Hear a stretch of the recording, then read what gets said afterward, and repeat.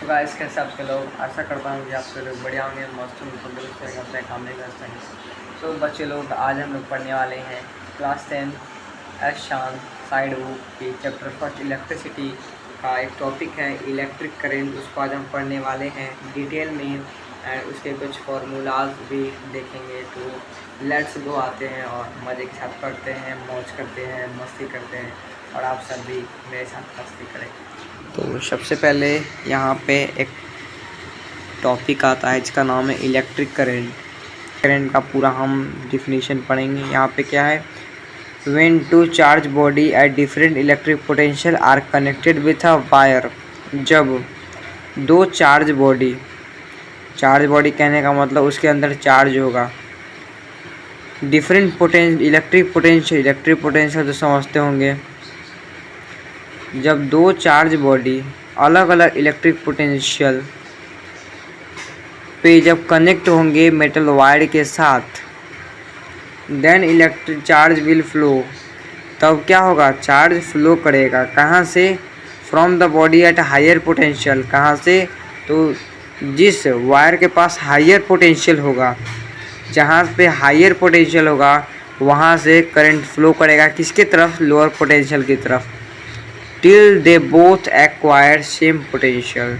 जब तक उन लोगों को सेम पोटेंशियल ना मिल जाए तब तक वो फ्लो करते रहेगा, high to low.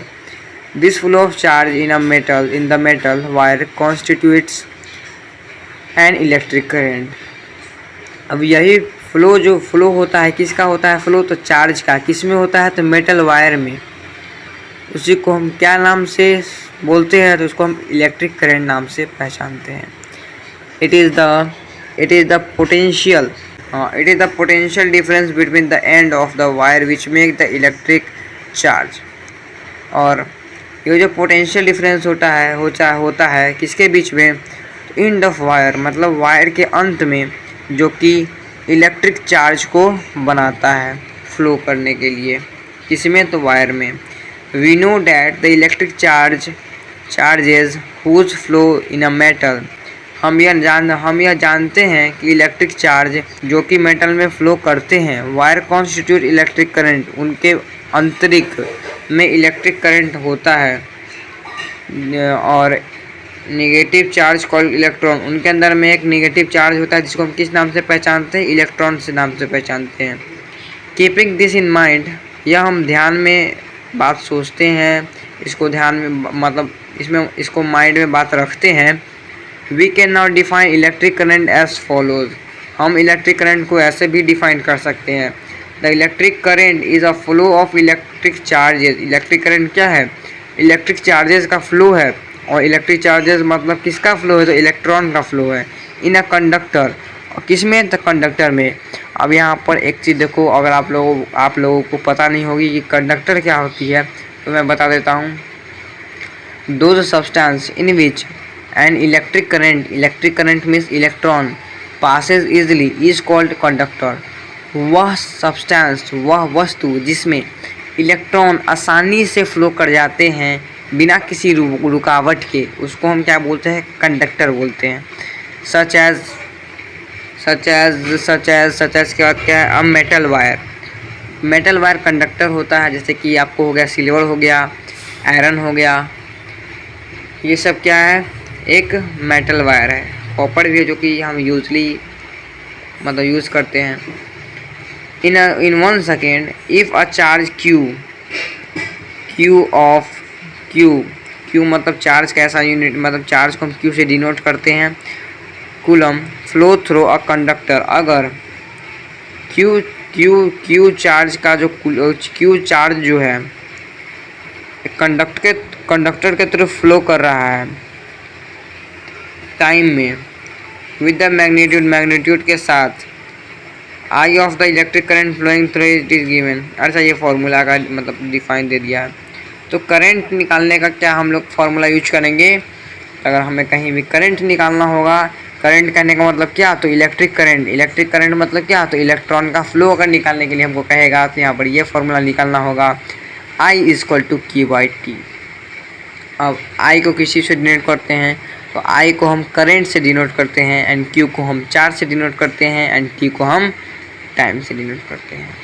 The SI unit of electric current is ampere, और इलेक्ट्रिक करंट का जो SI यूनिट है उसे हम एम्पियर कहते हैं। Which is denoted by the letter A, हम इसे कैपिटल लेटर A से डिनोट भी करते हैं। We can use the above formula to obtain the definition of the unit of current called ampere.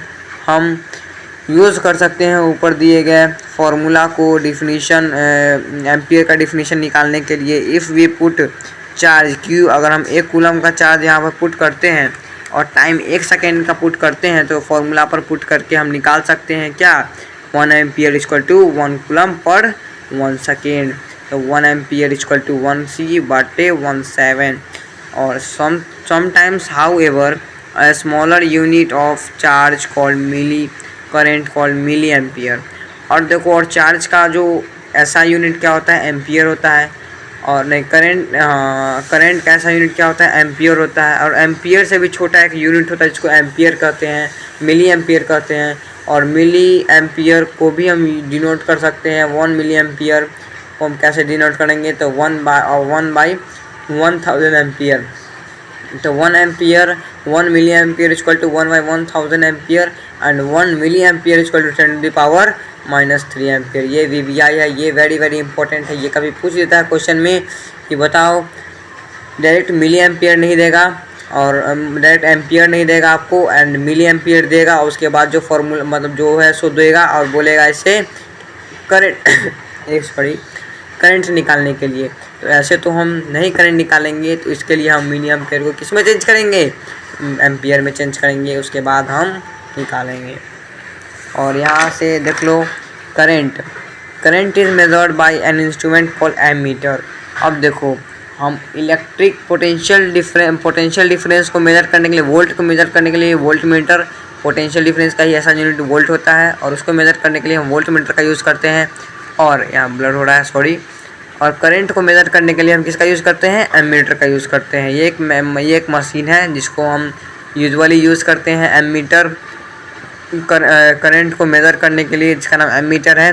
The ammeter is always connected in series. Ammeter जो होता है हर समय किस में कनेक्ट होता है, सीरीज़ में, और वोल्ट मीटर पैरेलल में। यही बहुत इंपॉर्टेंट है, ये याद रखना कि एमीटर हमेशा सीरीज़ में कनेक्ट होता है एंड वोल्ट मीटर हमेशा पैरेलल में कनेक्ट होता है। With the circuit in which the current is to be measured, जिसमें हम करंट को क्या करते हैं, नापते हैं।